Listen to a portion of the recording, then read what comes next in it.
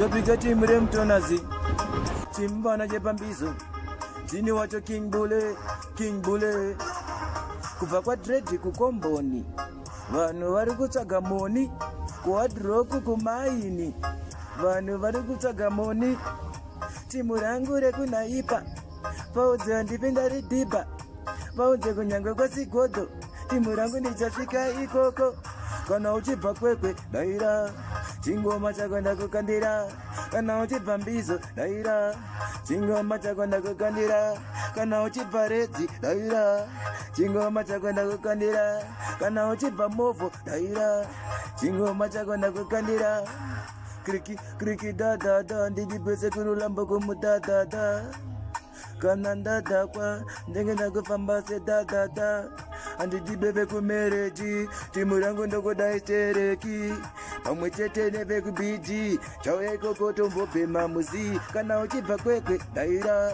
chingoma chako ndakukandira kana uchibva Mbizo Daira chingoma chako ndakukandira kana uchibva Movho Daira chingoma chako ndakukandira kana uchibva Redzi Daira chingoma chako ndakukandira vakadredi kukomboni vanhu vari kutsvaga moni kuwadhiroku kumaini vanhu vari kutsvaga moni timu rangu rekunhaipa vaudze handipinda ridhibha vaudze kunyangwe kwesigodho timu rangu ndichasvika ikoko.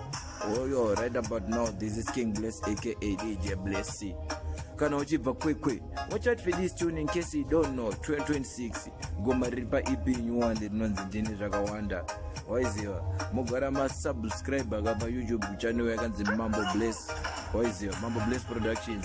Chero pa TikTok motowana yango pa Facebook kwese wangosearch Mambo Bule pa zvinhu zvacho. Thank you so much.